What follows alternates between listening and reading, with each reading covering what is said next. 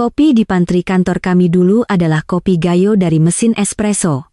Kami punya kapsul-kapsul metalik kecil dengan kode warna berdasarkan intensitasnya, ditumpuk di menara kaca yang rapi, yang menangkap cahaya pagi yang menyaring masuk dari hutan beton Jakarta yang ganas.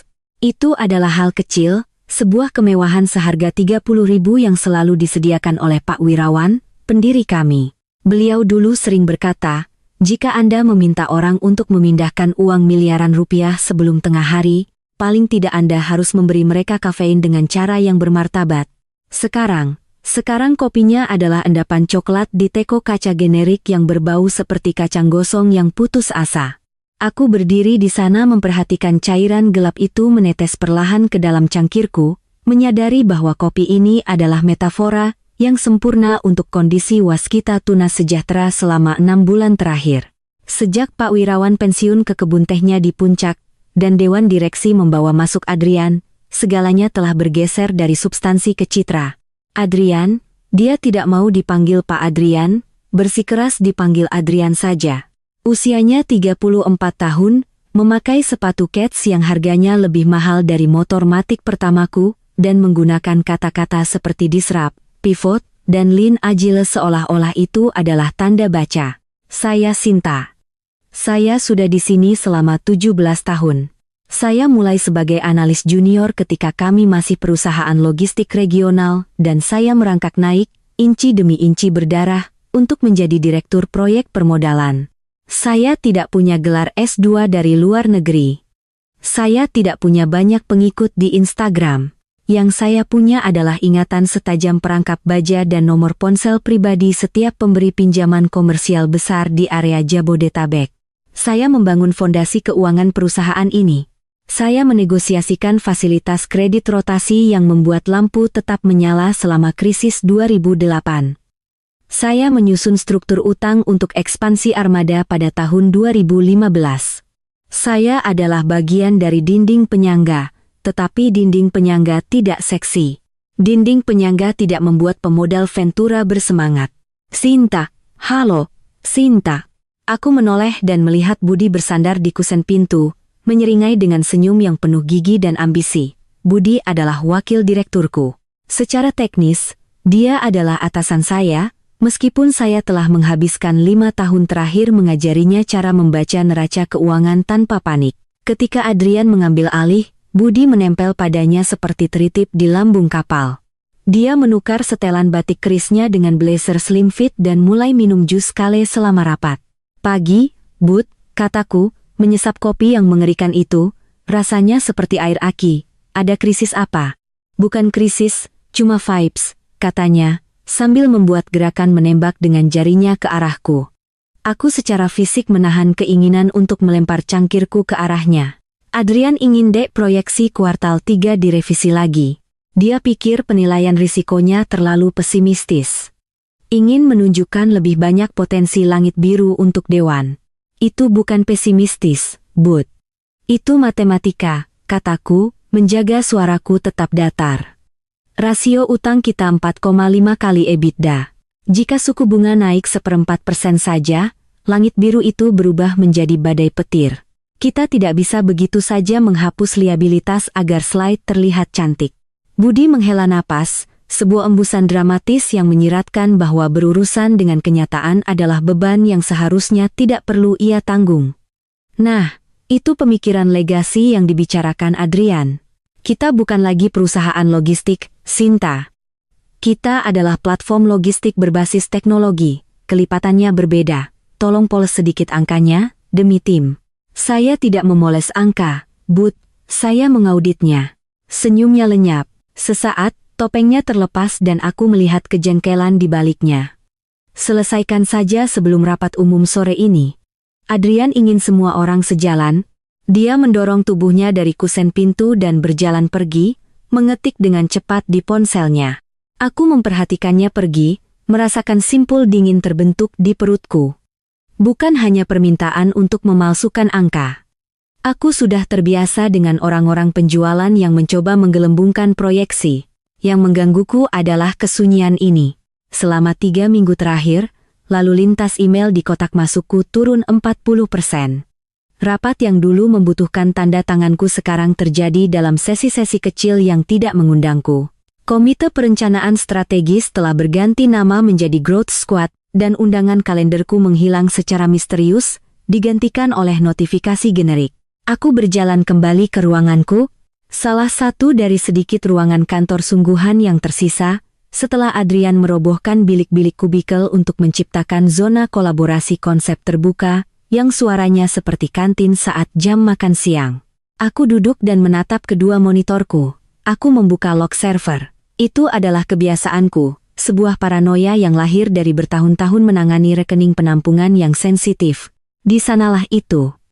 Sebuah folder dibuat pukul 7 pagi tadi di drive bersama, draft restrukturisasi rahasia V4. Aku mencoba membukanya. Akses ditolak. Anda tidak memiliki izin untuk melihat sumber daya ini. Aku menatap layar. Aku adalah direktur proyek permodalan. Tidak ada satupun dokumen keuangan di perusahaan ini yang seharusnya tidak bisa kuakses. Jika mereka sedang merestrukturisasi dan aku dikunci, itu berarti satu dari dua hal. Entah mereka melakukan sesuatu yang ilegal, atau mereka bersiap untuk memecatku, atau keduanya. Aku bersandar, kursi kulitku berderit. Aku melihat foto di mejaku, Pak Wirawan berjabat tangan denganku setelah IPO. Beliau terlihat sangat bangga. Aku terlihat sangat muda. Pemikiran legasi, kata Budi. Aku membuka lasiku dan mengeluarkan sebuah buku catatan merah kecil. Itu adalah otak cadanganku. Di dalamnya, aku telah menuliskan detail dari setiap perjanjian, setiap klausul, dan setiap kesepakatan jabat tangan yang telah kubuat selama 2 dekade terakhir. Aku membuka ke bagian belakang, ke bagian berjudul, Konsolidasi Utang 2021, Bank Nasional Utama. Mataku memindai baris-baris yang sudah kuhafal, tetapi aku perlu melihatnya tertulis untuk menenangkan jantungku yang berdebar kencang. Klausul 17B, ketentuan orang kunci, key person provision. Sebuah senyum dingin dan perlahan menyebar di wajahku. Mereka pikir aku hanyalah sebuah rintangan.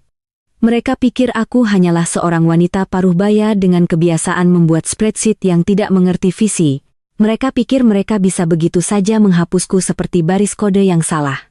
Ngomong-ngomong soal kode, jika Anda menikmati perjalanan menuju kegilaan korporat ini, tolong bantu saya dengan menekan tombol subscribe. Itu membantu saya tetap bisa membayar tagihan dan membeli kopi yang lebih baik dari yang saya minum sekarang. Oke. Kembali ke bencana yang akan segera terjadi. Aku menutup buku catatan itu dan menguncinya kembali di laci. Rapat umum akan berlangsung dalam 4 jam. Adrian akan berdiri di sana dan berbicara tentang masa depan. Budi akan mengangguk dan bertepuk tangan seperti anjing laut sirkus, dan mereka akan menatapku yang duduk di belakang dan berpikir aku sudah selesai. Aku menyesap lagi kopi rasa air aki itu. Rasanya masih mengerikan, tapi sekarang terasa sedikit seperti bahan bakar. Aku membuka laptopku dan mulai mengetik email. Bukan untuk Budi, bukan untuk Adrian, tapi untuk Pak Surya, Direktur Utama Bank Nasional Utama. Subjek: menyambung silaturahmi. Aku belum mengirimnya. Aku menyimpannya di draft. Aku perlu melihat bagaimana mereka memainkan permainan ini. Aku perlu melihat putih mata mereka.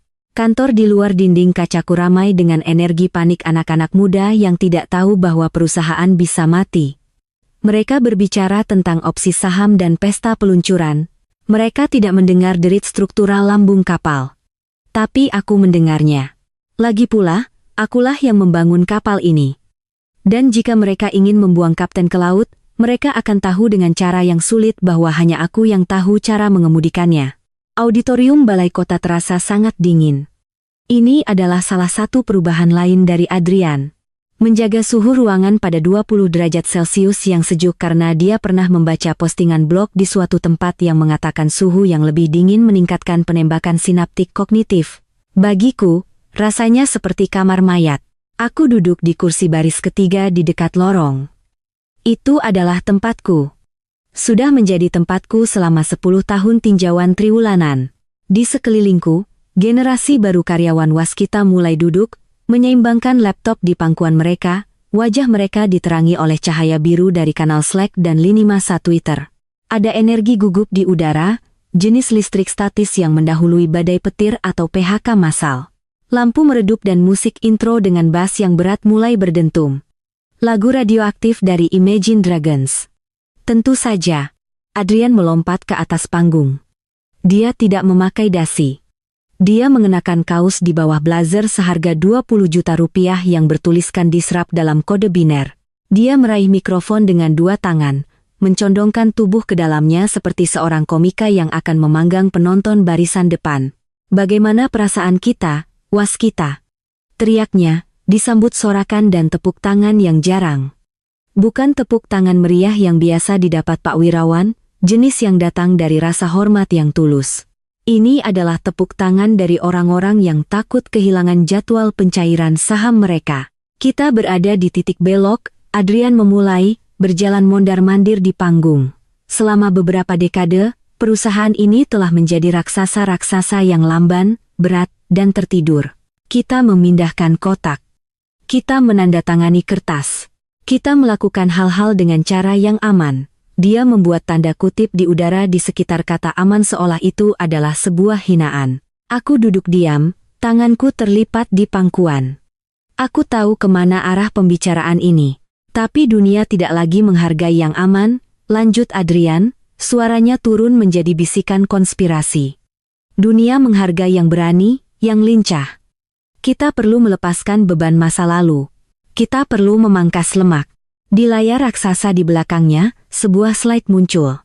Itu menunjukkan sebuah roket lepas landas, melepaskan pendorongnya. Pendorong itu diberi label sistem lama, proses redundan, dan aku menyipitkan mata untuk memastikan manajemen tradisional. Budi duduk di barisan depan, mengangguk begitu keras sehingga aku pikir lehernya bisa patah. Dia menatap mata Adrian dan mengacungkan jempol. Aku tahu perubahan itu sulit, kata Adrian, berjalan ke tepi panggung. Dia berhenti tepat di depanku. Dia tidak lagi melihat kerumunan. Dia menatap lurus ke arahku. Beberapa dari kalian sudah lama di sini. Kalian telah membangun kerajaan kecil yang nyaman. Kalian pikir kalian memiliki proses kalian sendiri. Kalian pikir perusahaan tidak dapat bertahan tanpa stempel kalian. Ruangan menjadi sunyi. Udara terasa berat. Semua orang tahu siapa yang dia bicarakan. Akulah departemen tidak. Akulah yang membatalkan inisiatif pembayaran kripto. Akulah yang memblokir pembelian jet perusahaan mewah karena itu melanggar perjanjian utang kami. Tapi biar ku jelaskan, kata Adrian, seringai bermain di bibirnya, tidak ada yang lebih besar dari visi. Jika Anda tidak bisa naik ke roket, Anda akan ditinggal di landasan peluncuran, beberapa dari Anda perlu mengingat tempat Anda. Kalian adalah staf pendukung. Kalian itu bagian perpipaan. Kami arsiteknya. Budi tertawa terbahak-bahak, gema tawanya terdengar di tengah kesunyian. Tahu tempat kalian, ulang Adrian. Lebih lembut kali ini, tapi dengan lebih banyak racun. Aku merasakan darah mengalir ke telingaku, gelombang panas yang menyengat, bukan ancaman pemecatan yang menyakitkan. Aku punya pesangon yang besar, aku akan baik-baik saja. Yang menyakitkan adalah penghinaan itu. Perpipaan. Dia berbicara tentang arsitektur keuangan yang menjaga gajinya agar tidak ditolak seolah-olah itu adalah toilet mampet yang terlalu penting untuk dia tangani. Wajahku tidak berubah. Aku tidak cemberut. Aku tidak merengut. Aku mempraktikkan keheningan yang telah kupelajari dalam ratusan negosiasi di ruang rapat. Aku hanya mengulurkan tangan, dengan mantap memegang tutup laptopku, dan menutupnya. Klak. Suaranya kecil, tetapi di ruangan yang sunyi itu, kedengarannya seperti letusan senjata. Adrian berkedip, sejenak terganggu oleh kurangnya kepatuhan. Dia kembali menoleh ke kerumunan, melancarkan omelan tentang sinergi integrasi vertikal. Di sakuku ponselku bergetar. Satu getaran panjang, lalu satu lagi. Aku mengeluarkannya, melindungi layar dengan tanganku. Itu adalah pesan singkat, bukan email. Sebuah SMS. Pengirim, Pak Surya, Bank Nasional, pribadi. Pesan. Sinta, apa kamu di ruangan bersamanya? Petugas risikoku baru saja menandai permintaan penarikan dana 600 miliar dari fasilitas kredit. Tanda tangannya terlihat. Kreatif. Telepon saya sekarang. Jantungku berhenti, lalu berdetak lagi dengan dentuman pelan dan berat. 600 miliar rupiah seluruh cadangan likuiditas dan tanda tangan Kreatif. Itu berarti mereka mencoba melewatiku. Dia mencoba memalsukan persetujuan atau menggunakan kode otorisasi lama. Aku menatap ke panggung. Adrian sedang menunjuk-nunjuk grafik yang naik ke atas dan ke kanan, benar-benar terlepas dari kenyataan. Dia tampak seperti dewa. Dia merasa seperti pemenang. Dia baru saja mempermalukan satu-satunya orang di ruangan itu yang bisa menyelamatkannya dari penjara atau kehancuran finansial. Tahu tempatmu, bisikku pada diri sendiri. Aku berdiri. Adrian berhenti di tengah kalimat. Mau kemana, Sinta? Kita baru akan sampai ke bagian yang seru. Kamar mandi, kataku dengan jelas. Suaraku tidak bergetar, kecuali kalau aku butuh surat izin untuk itu juga. Gelombang tawa gugup menyebar di ruangan itu. Rahang Adrian mengeras. Jangan lama-lama. Nanti kau ketinggalan masa depan. Aku tidak akan melewatkannya demi apapun di dunia ini, kataku. Aku berjalan menyusuri lorong. Hak sepatuku berketuk ritmis di lantai beton. Aku tidak menoleh ke belakang. Aku mendorong pintu ganda yang berat ke lorong. Dentuman bas presentasi memudar di belakangku. Aku melihat ponselku lagi. Telepon saya sekarang. Aku berjalan ke jendela setinggi langit-langit yang menghadap ke kota. Aku mengambil napas dalam-dalam, menghirup aroma pembersih industri dan ozon. Kemarahan itu telah hilang. Telah digantikan oleh kejernihan yang dingin dan jernih. Aku menggeser layar ke kanan dan menekan tombol panggil. Selamat pagi, Pak Surya, kataku. Suaraku tenang, sangat kontras dengan dentuman bas kacau yang masih merembes melalui pintu auditorium. Sinta. Suara Pak Surya terdengar tegang. Aku bisa mendengar kebisingan latar belakang lantai bursa atau kantor bank yang sibuk di ujung sana. Pak Surya bukan manajer cabang. Dia adalah Direktur Utama Kredit Komersial untuk seluruh wilayah Jawa. Kami tidak pernah basa-basi. Saya punya permintaan penarikan dana di sini yang diinisiasi oleh seorang Adrian Sulistyo. Waktunya 10.45 pagi. Meminta untuk memaksimalkan fasilitas kredit untuk, kutip, akuisisi strategis di wilayah APAK. Aku menatap kota di bawah. Mobil-mobil tampak seperti mainan. Saya tidak mengetahui adanya akuisisi di APAK, Pak. Dan saya tentu saja tidak mengotorisasi transfer 600 miliar rupiah. Saya tahu kamu tidak, kata Pak Surya, karena kode otorisasi yang digunakan berasal dari protokol lama. Secara teknis masih valid di sistem, tetapi tidak pernah digunakan sejak Pak Wirawan pergi. Itu memicu peringatan kepatuhan tingkat 3 di pihak kami. Dia mencoba melewati tanda tangan kedua, kataku, kesadaran itu menyelimutiku seperti mantel tebal. Dia pikir karena dia CEO, dia punya akses sepihak ke fasilitas utang. Apakah begitu? Tanya Pak Surya. Pertanyaan itu adalah sebuah tes. Dia tahu jawabannya. Dia hanya ingin tahu apakah aku masih orang yang sama seperti yang dia kenal. Tidak, kataku dengan tegas. Merujuk pada Perjanjian Restrukturisasi 2021, bagian 4, paragraf 2, dan surat sampingan mengenai klausul orang kunci. Aku mendengar suara ketikan di ujung sana, sedang saya buka. Ya, ini dia. Penarikan dana melebihi 75 miliar rupiah memerlukan otorisasi ganda dari CEO dan Direktur Proyek Permodalan, secara spesifik Sinta Wulandari. Dan ini bagian pentingnya. Kegagalan untuk mempertahankan Sinta Wulandari dalam peran pengawasan kunci merupakan sebuah gagal bayar teknis. Gagal bayar teknis, ulangku, merasakan kata-kata itu. Bagi yang tidak mengerti bahasa bankir, gagal bayar teknis adalah padanan finansial dari peluncuran nuklir. Itu tidak berarti Anda kehabisan uang. Itu berarti Anda melanggar aturan pinjaman. Dan ketika Anda melanggar aturan, bank tidak hanya marah. Mereka mengambil segalanya. Mereka bisa membekukan rekening, menuntut pembayaran kembali segera seluruh pokok pinjaman dalam kasus kami, 2,2 triliun rupiah, dan pada dasarnya menyita aset perusahaan. Dia mencoba menghapusmu dari daftar penanda tangan pagi ini, kata Pak Surya, suaranya turun 1 oktav, kami menerima faks dari Departemen Hukum kalian. Permintaan untuk memperbarui daftar pejabat yang berwenang, namamu dicoret, digantikan dengan Budi. Siapa namanya? Yang kelihatannya seperti pembawa acara kuis itu. Budi Santoso. Benar, Santoso. Kami menolaknya sambil menunggu konfirmasimu. Aku memejamkan mata. Mereka benar-benar mencoba melakukannya saat aku sedang duduk di rapat itu mendengarkan Adrian menghinaku.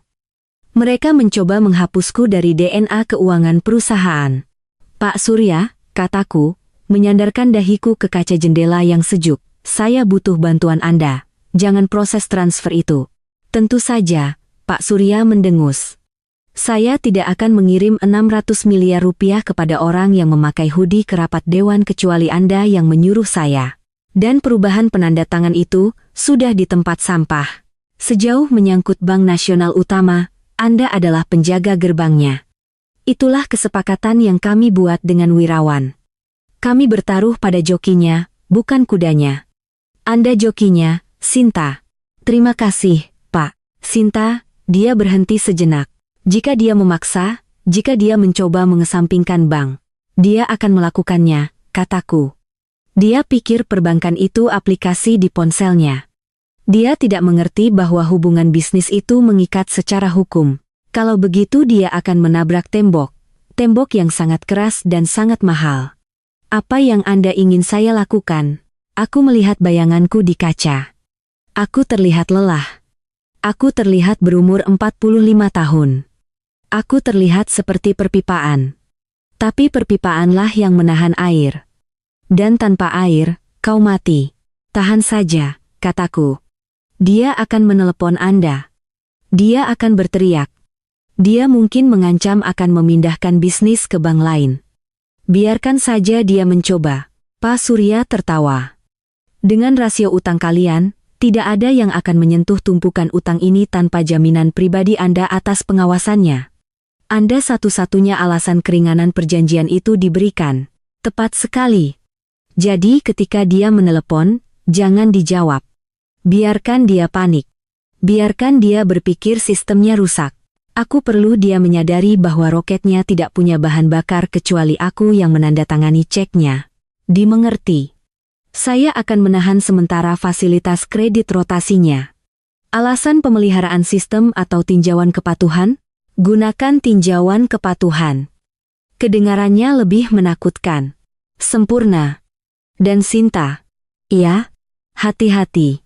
Jika dia mencoba memindahkan uang sebanyak itu secepat ini, dia putus asa. Likuiditas mungkin lebih ketat dari yang dilaporkan. Saya tahu. Kataku. Itulah mengapa saya akan kembali ke meja saya. Saya punya beberapa sistem lama yang perlu diperbarui. Aku menutup telepon. Keheningan di lorong terasa berbeda sekarang. Tidak kosong. Penuh dengan potensi. Di dalam auditorium, aku bisa mendengar suara tepuk tangan yang teredam. Adrian pasti baru saja meluncurkan logo baru atau sesuatu yang sama tidak bergunanya. Aku berbalik dari rapat itu.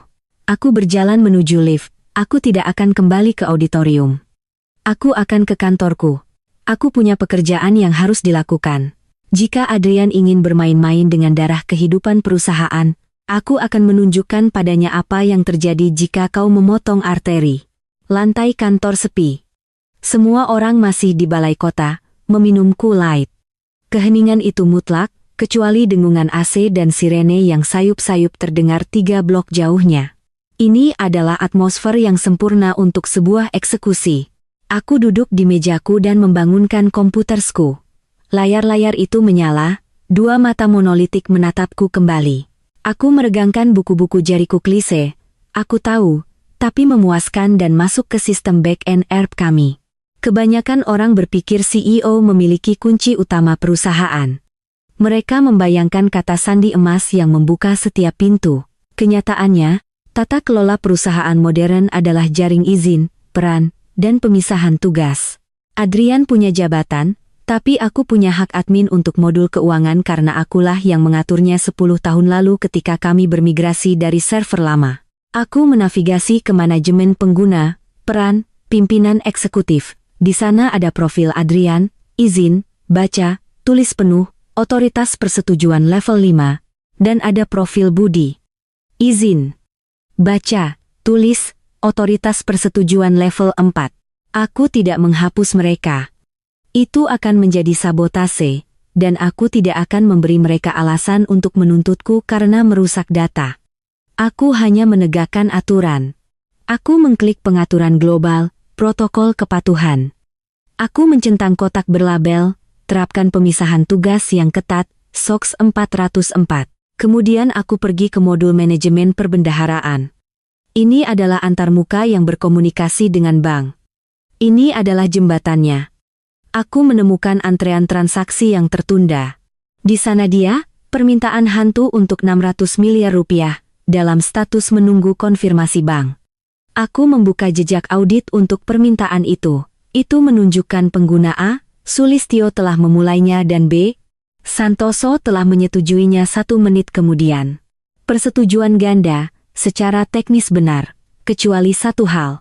Aku membuka tabel hierarki persetujuan. Aku menemukan aturan untuk belanja modal, 75 miliar. Aku menambahkan kondisi baru, memerlukan grup persetujuan, direktur proyek permodalan. Lalu aku kembali ke pengaturan akun antarmuka bank yang spesifik. Aku mengubah protokol keamanan dari standar menjadi verifikasi ditingkatkan. Ini berarti setiap transfer keluar di atas 150 juta rupiah sekarang akan memerlukan token perangkat keras fisik, sebuah dongle RSA kecil yang menghasilkan kode 6 digit setiap 60 detik. Aku punya satu-satunya dongle aktif di laci atasku. Adrian kehilangan miliknya seminggu yang lalu. Budi tidak pernah mengambil miliknya dari bagian TI. Aku bersandar dan memperhatikan layar. Sistem Mary Fresh. Lampu hijau kecil di sebelah tautan bank berkedip dan berubah menjadi kuning. Status. Verifikasi diperlukan. Di suatu tempat di awan, jabat tangan digital antara Waskita dan Bank Nasional Utama tiba-tiba menuntut kata sandi rahasia yang hanya aku yang tahu. Aku belum selesai. Aku membuka emailku dan menyusun pesan untuk penasihat hukum umum, Sarah. Sarah adalah pengacara yang baik, tapi dia takut pada Adrian. Dia mengikuti arah angin. Aku perlu menegakkan tulang punggungnya. Kepada Sarah Puspita, penasihat hukum umum. CC, Mitra Audit Eksternal, Komite Risiko Dewan Direksi. Subjek. Peringatan kepatuhan mendesak, upaya restrukturisasi utang tanpa otorisasi. Sarah, saya telah mendeteksi upaya untuk menarik seluruh fasilitas kredit rotasi kita, 600 miliar. Pagi ini tanpa sertifikasi perjanjian yang diperlukan atau tanda tangan dari penjamin yang ditunjuk. Saya, sendiri, sebagaimana disyaratkan oleh Perjanjian Kredit Induk 2021 kita. Sesuai dengan tugas fidusia kita, saya telah menempatkan penangguhan kepatuhan sementara pada semua fungsi perbendaharaan untuk mencegah gagal bayar teknis. Mohon informasikan kepada Dewan bahwa setiap perubahan pada daftar penanda tangan tanpa persetujuan bank akan memicu klausul pelunasan segera. Hormat saya, Sinta. Aku mengarahkan mouse ke tombol kirim. Menyalin email ke mitra audit eksternal adalah opsi nuklir. Begitu auditor tahu, itu tidak bisa dikubur. Itu harus diselidiki. Itu menjadi peristiwa material. Aku melihat jam. 11,45. Rapat umum akan berakhir dalam 15 menit. Mereka akan keluar dengan adrenalin tinggi, siap untuk membelanjakan 600 miliar rupiah itu. Aku mengklik kirim. Suara wus dari email yang meninggalkan kotak keluarku terasa seperti suara pisau giotin yang jatuh. Hampir seketika, pesan instanku muncul. Itu dari Dodi di bagian TI. Dodi TI, hei Bu Sinta. Ada peringatan aneh dari server perbendaharaan, katanya ada token mismatch untuk akun CEO. Ibu mengubah sesuatu? Aku mengetik balasan. Hanya menjalankan patch keamanan rutin, suruh dia restart sistemnya kalau komplain. Biasanya butuh 24 jam untuk menyebar. Dodi TI. Oke, laksanakan. Makasih Bu. Aku bersandar di kursiku. Perangkap sudah dipasang. Air sudah diputus. Sekarang yang harus kulakukan hanyalah menunggu rumah itu terbakar. 30 menit kemudian, lantai eksekutif kembali ramai. Growth Squad berkumpul di ruang rapat utama, yang memiliki meja marmer impor Italia, dan pemandangan yang biaya sewanya 150 juta rupiah sebulan. Tentu saja aku tidak diundang, tetapi ruang rapat itu memiliki dinding kaca, dan suara merambat dengan sangat baik melalui ventilasi jika kau tahu di dekat kursi mana harus duduk. Aku duduk di area istirahat tepat di luar, pura-pura meninjau setumpuk faktur, tetapi telingaku disetel ke frekuensi bencana. Aku bisa melihat mereka. Adrian sedang mondar-mandir, masih mabuk oleh pidatonya sendiri. Budi sedang menyiapkan laptopnya, memproyeksikan deck slide berjudul Proyek Kilat, Ekspansi Apak. Subkomite Keuangan Dewan ada di sana. 3 pria berpenampilan serius dengan setelan abu-abu yang terbang khusus untuk acara ini. Mereka adalah orang-orang uang. Mereka tidak peduli dengan disrupsi. Mereka peduli dengan ROI. Bapak-bapak, kudengar Adrian berkata, suaranya teredam tapi terdengar. Apa yang bapak-bapak lihat di bawah tadi adalah visinya. Apa yang akan Budi tunjukkan adalah bahan bakarnya. Kami siap untuk mengeksekusi akuisisi Thai Logistics di Singapura. LOI sudah ditandatangani. Pendanaan sudah diamankan. Salah satu anggota dewan, Pak Prayogo ironisnya, dia dari keluarga kaya lama mencondongkan tubuh ke depan. Diamankan? Itu pengeluaran tunai 600 miliar rupiah, Adrian. Laporan likuiditas terakhir kita menunjukkan hanya 90 miliar di tangan. Itu akuntansi lama, cibir Adrian, melambaikan tangan. Kami sudah memengetutu akan kredit rotasi. Dananya sudah ada di rekening operasional kita saat ini. Kami pindahkan pagi ini untuk menunjukkan kecepatan eksekusi. Aku membalik halaman tumpukan fakturku tanpa membacanya. Ini dia. Budi mengklik slide berikutnya. Itu menunjukkan tangkapan layar saldo bank, 690 miliar. Seperti yang bisa bapak-bapak lihat, kata Budi, menunjuk dengan laser pointer ke layar, kami liquid dan siap menyerang. Refresh halamannya, kata Pak Prayogo. Dia tipe orang tua. Dia tidak percaya tangkapan layar. Budi tersenyum, senyum licin dan percaya diri itu. Tentu saja. Dia beralih ke jendela browser perbankan langsung yang diproyeksikan di layar. Dia menekan F5. Roda pemintal kecil muncul. Berputar dan berputar dan berputar. Kemudian layar berkedip merah. Error 403, kegagalan otorisasi. Token diperlukan. Saldo tidak tersedia. Budi mengerutkan kening. Wi-Fi-nya mungkin jelek. Sebentar. Dia mencoba lagi. Error 403. Kunci kepatuhan aktif. Hubungi administrator, S. Wulandari. Ruangan menjadi sunyi senyap. Nama S. Wulandari diproyeksikan dalam huruf merah tebal setinggi 3 meter di belakang kepala Budi. Adrian berhenti mondar-mandir. Dia menatap layar. Bud, apa itu? Saya tidak tahu, Ad. Minta tokennya Sinta. Lewati saja, bentak Adrian. Gunakan override admin. Saya sedang menggunakannya. Tidak berhasil. Suara Budi meninggi, sedikit pecah. Pak Prayogo memakai kacamatanya. Kenapa ada tulisan kunci kepatuhan? Adrian, apa kamu sudah membereskan penarikan dana ini dengan petugas kepatuhan? Saya CEO-nya. Adrian menggebrak meja. Saya adalah kepatuhan.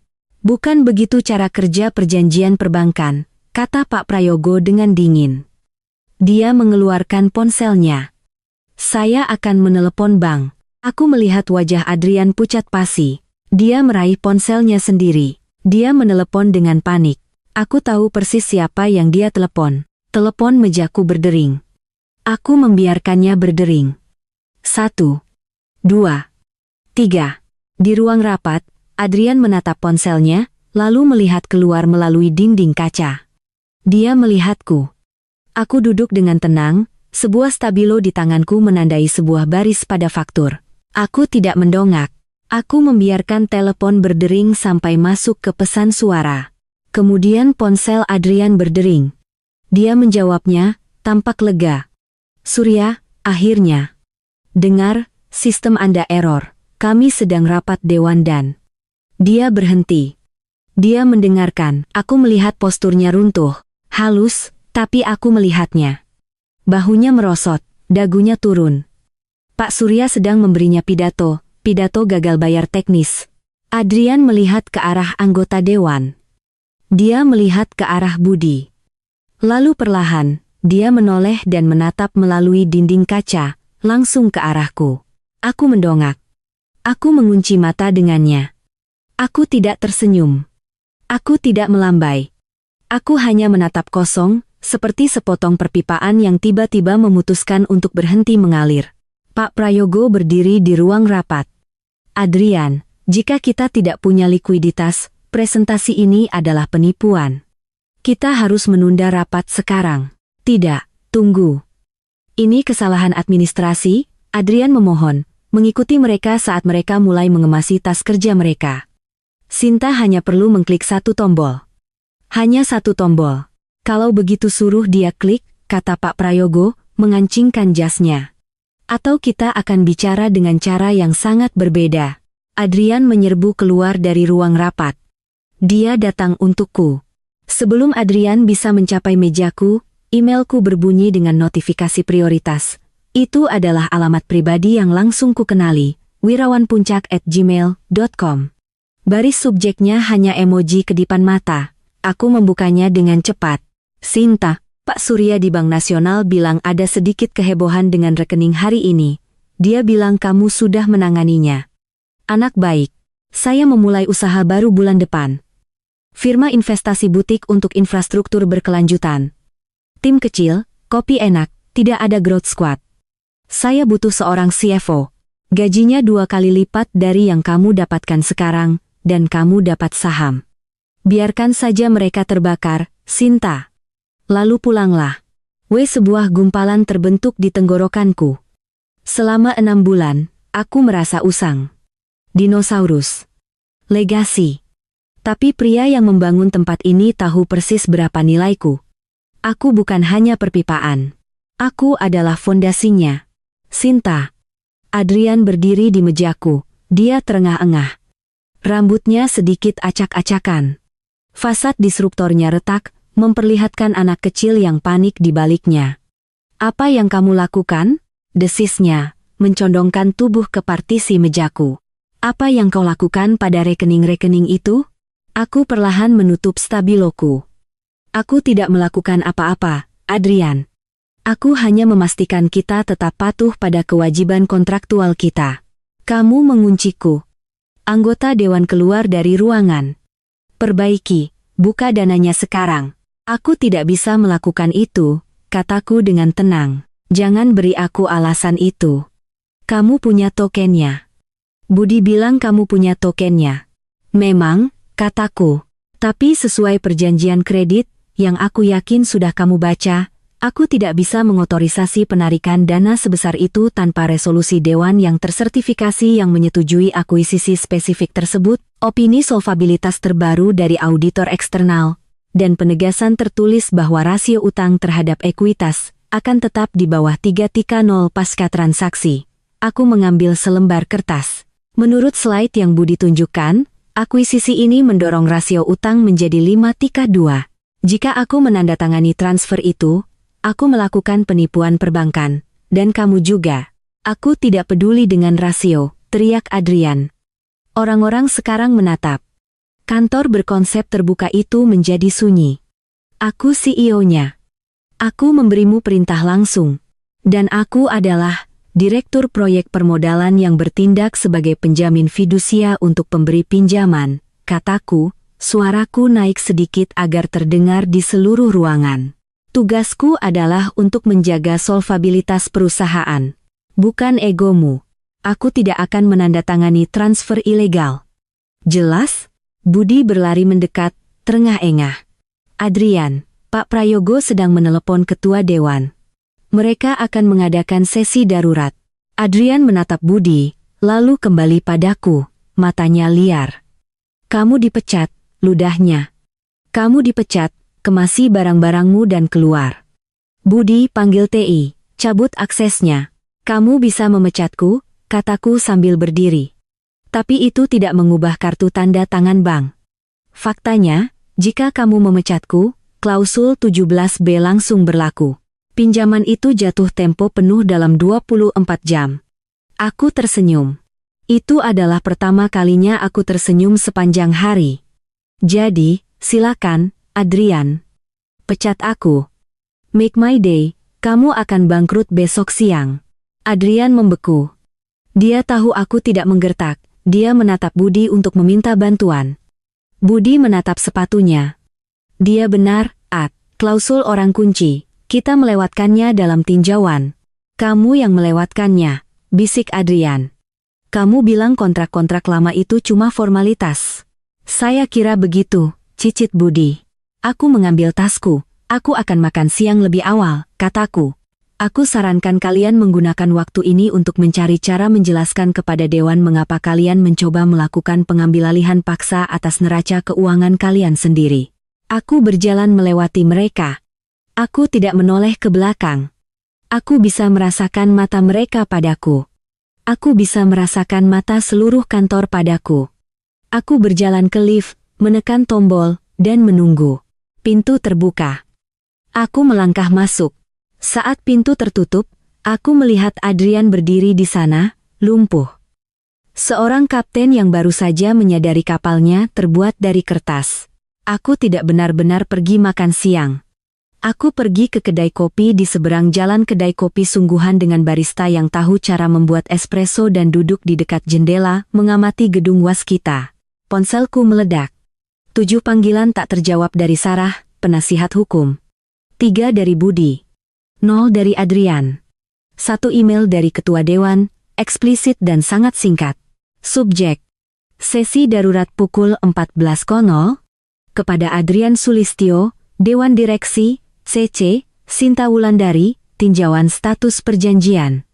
Kehadiran wajib. Pukul 13.45, aku berjalan kembali ke lobi. Satpam, Pak Mamat, yang sudah bekerja selama aku, memberiku anggukan. Mereka lari-lari seperti ayam tanpa kepala di atas. Bu Sinta. Ibu ngapain sih? Cuma membersihkan sumbatan di pipa, Pak, kataku. Ketika aku sampai di lantai eksekutif, suasananya telah berubah dari panik menjadi pemakaman. Growth Squad tidak terlihat. Para asisten berbisik-bisik. Aku berjalan lurus ke ruang rapat. Pintunya terbuka. Seluruh dewan ada di sana, beberapa secara langsung, beberapa di layar raksasa melalui Zoom. Adrian duduk di ujung meja, tampak seperti anak sekolah yang dipanggil ke ruang kepala sekolah. Budi duduk di sudut, mencoba membuat dirinya tidak terlihat. Ketika aku masuk, percakapan berhenti. Ibu Sinta, kata Ketua Dewan, seorang pria tegas yang membangun kekayaannya dari baja. Dia tidak suka anak-anak muda teknologi. Terima kasih telah bergabung, silakan duduk. Dia menunjuk ke kursi di seberang Adrian. Aku duduk. Aku meletakkan buku catatan merahku di atas meja. Kami telah menerima pemberitahuan resmi dari Bank Nasional Utama, kata ketua, mengangkat selembar kertas. Dinyatakan bahwa transaksi tidak wajar telah dicoba hari ini dan sebagai hasilnya, bank telah membekukan semua jalur kredit sambil menunggu audit penuh atas kontrol tata kelola kita. Dia menatap Adrian. Adrian mengatakan ini adalah kesalahpahaman, gangguan yang disebabkan oleh penolakan Anda untuk memperbarui kata sandi. Adrian menatapku tajam. Dia membajak sistem. Dia tidak puas karena tidak dilibatkan dalam perencanaan strategis. Apakah itu benar, Bu Sinta? Tanya ketua. Aku tidak langsung menjawab. Aku membuka buku catatanku. Aku merapikan halamannya. Bapak ketua, kataku. Pagi ini, saya mendeteksi upaya untuk mentransfer 600 miliar rupiah seluruh cadangan operasional kita ke perusahaan induk di luar negeri untuk akuisisi yang belum diperiksa oleh bagian hukum atau keuangan. Kode otorisasi yang digunakan sudah usang. Tanda tangannya digital, bukan fisik, dan dampak rasio utangnya akan langsung melanggar perjanjian seri B kita. Aku menggeser sebuah map ke seberang meja. Aku sudah mencetak lognya sebelum pergi. Ini jejak auditnya, kataku. Ini menunjukkan Adrian memulai transfer dan Budi menyetujuinya, pelanggaran langsung terhadap kebijakan pemisahan tugas yang disyaratkan oleh Undang-Undang Sarbanes-Oxley. Ketua mengambil map itu. Dia membolak-baliknya. Ruangan itu sunyi, jadi aku melanjutkan. Saya tidak membajak sistem. Saya menghentikan CEO dari melakukan kejahatan. Adrian berdiri. Ini pembangkangan. Saya mencoba menumbuhkan perusahaan ini. Kamu hanya seorang akuntan yang dimuliakan. Duduk, Adrian, bentak Pak Prayogo. Jason tetap berdiri sejenak, lalu merosot kembali ke kursinya. Bu Sinta, kata ketua, menatapku dengan ekspresi baru. Hormat, takut, mungkin keduanya. Jika kita mencabut pembekuan ini, apakah bank akan bekerja sama dengan kita? Tergantung, kataku. Tergantung pada apa? Tergantung pada siapa yang menelepon. Dewan meminta istirahat 10 menit untuk berunding secara pribadi. Itu berarti mereka menelepon pengacara untuk melihat berapa biaya memecat Adrian versus mempertahankannya. Kami ditinggalkan di ruangan itu, aku, Adrian, dan Budi. Keheningan itu berat, kental dengan bau keringat dan parfum mahal. Adrian memutar kursinya menghadapku. Wajahnya memerah. Visioner yang keren dan tenang itu telah hilang. Kamu menikmati ini, bisiknya. Kamu merencanakan ini. Kamu menunggu saat yang tepat untuk mempermalukanku. Aku tidak merencanakan apa-apa, Adrian, kataku sambil memeriksa arlojiku. Kamu mencoba merampok bank. Aku hanya menyalakan alarm. Aku akan memperbaikinya. Desisnya. Begitu akuisisi selesai, pendapatan akan menutupi utang. Kita akan melakukan refinancing di kuartal 4. Itu adalah jembatan. Itu bukan jembatan, kataku. Itu adalah pertaruhan dengan uang orang lain. Kamu tidak mengerti. Dia menggelengkan kepalanya, menatapku dengan kasihan yang tulus bercampur kebencian. Kamu terobsesi dengan aturan. Kamu tidak mengerti cara kerja dunia nyata. Kamu harus merusak sesuatu untuk membangun sesuatu. Aku yang membangun perusahaan ini, kataku, suaraku turun menjadi nada rendah dan keras. Pak Wirawan dan aku yang membangunnya. Kami membangunnya di atas kepercayaan. Kami membangunnya di atas pembayaran kembali utang. Kamu pikir merusak sesuatu adalah strategi? Merusak sesuatu ya hanya merusak sesuatu. Budi berdiri. Adrian, mungkin kita harus. Diam, Bud, teriak Adrian. Dia melempar pulpen ke dinding. Pulpen itu pecah. Dia kembali menatapku. Aku masih bisa memperbaiki ini. Aku bisa bicara dengan ketua, tapi aku butuh kamu mendukungku. Beritahu mereka. Beritahu mereka itu kesalahan sistem. Beritahu mereka kita sudah membahasnya. Jika kamu melakukan itu, aku akan menggandakan gajimu. Aku akan memberimu saham. Aku menatapnya. Dia menawar. Menyedihkan. Aku tidak mau sahammu, Adrian. Itu kertas yang nilainya digelembungkan. Lalu apa yang kamu mau? Dia memohon. Kamu mau jabatanku? Kamu mau jadi CFO? Ambil saja. Buka saja rekeningnya. Aku tidak mau jabatanmu, kataku. Pintu terbuka. Anggota dewan kembali masuk. Mereka tampak muram. Ketua duduk. Dia tidak menatap Adrian. Dia menatapku. Bu Sinta, katanya, kami telah berbicara dengan bank. Mereka menolak untuk melepaskan dana atau mencabut pembekuan perjanjian sampai mereka menerima konfirmasi verbal stabilitas dari penjamin yang ditunjuk. Dia berhenti sejenak. Mereka tidak mau bicara dengan Adrian. Mereka tidak mau bicara denganku. Mereka meminta Anda. Adrian menatapku. Matanya terbelalak, memohon. Dia tahu nasibnya sepenuhnya ada di tanganku. Jika aku mengatakan perusahaan tidak stabil, pinjaman akan ditarik dan dia akan menjadi CEO yang menghancurkan perusahaan dalam 6 bulan. Aku berdiri. Saya bisa menelepon, kataku. Aku mengeluarkan ponselku dari saku. Aku meletakkannya di atas meja marmer, tepat di tengah antara aku dan Adrian. Aku menyalakan pengeras suara. Aku menelepon Pak Surya. Berdering sekali. Ini Surya. Pak Surya, ini Sinta, kataku. Ruangan itu begitu sunyi sehingga kau bisa mendengar dengungan hard drive di sistem Polycom. Sinta. Suara Pak Surya memenuhi ruangan. Penasihat hukum Anda ada di telepon lain, sedang panik. Bagaimana statusnya? Aku menatap Adrian. Dia menahan napas. Statusnya sudah diperbaiki, kataku. Transaksi yang tidak sah telah dibatalkan. Kontrol internal berjalan dengan baik. Oke, kata Pak Surya. Dan kepemimpinannya. Saya masih punya orang kunci saya di sana?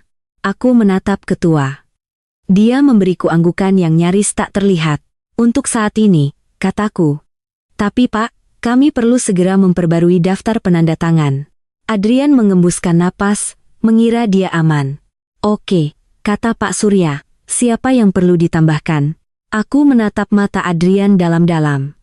Tidak ada yang perlu ditambahkan, kataku. Tapi seseorang perlu dihapus. Senyum Adrian lenyap. Presiden bank akan mengharapkan telepon darimu, kataku kepada Adrian. Suaraku menggemakan nubuat prom sekarang, tapi aku sedang berbicara di telepon. Pak, saya serahkan telepon ini kepada ketua. Beliau punya pembaruan mengenai posisi CEO. Dimengerti, kata Pak Surya. Saya tunggu. Aku menggeser ponsel ke arah ketua. Adrian berdiri. Sinta, kamu tidak bisa. Duduk, nak, bentak ketua. Kau sudah selesai. Adrian merosot kembali, kalah. Roket itu telah meledak di landasan. Aku mengambil buku catatanku. Aku mengambil tasku. Ibu mau kemana? Tanya Budi, suaranya gemetar. Dia tahu dia yang berikutnya. Aku akan menyelesaikan makan siangku, kataku. Dan kemudian aku akan menyusun surat pengunduran diriku. Pengunduran diri, ketua mendongak, khawatir. Sinta, tunggu, kami membutuhkanmu. Jika kamu pergi, perjanjiannya. Perjanjian itu membutuhkan CFO yang kompeten, kataku. Saya akan tinggal selama 2 minggu untuk transisi rekening. Saya tidak akan membiarkan perusahaan gagal. Saya terlalu peduli pada orang-orang di sini, tapi saya tidak akan bekerja untuk dewan ini lagi. Aku melihat ke layar, ke slide roket yang masih diproyeksikan di dinding. Anda ingin memangkas lemak, kataku pada ruangan itu. Saya hanya membantu Anda. Aku berbalik dan berjalan keluar dari ruang rapat. Aku berjalan melewati dinding kaca, melewati meja-meja terbuka, melewati mesin kopi yang mengerikan itu. Aku berjalan keluar dari gedung dan masuk ke dalam cahaya matahari Jakarta yang cerah. Ponselku bergetar. Sebuah SMS dari Wirawan. Weh, kopi sudah hangat, meja sudah siap, pulanglah. Aku mengetik balasan. Saya segera ke sana. Aku memanggil taksi. Saat aku masuk, aku melihat kembali ke menara waskita. Aku membayangkan Adrian di lantai atas mencoba menjelaskan kepada seorang bankir mengapa dia tidak diizinkan menyentuh uang itu lagi. Tahu tempatmu, katanya dulu. Dan akhirnya, dia tahu tempatnya.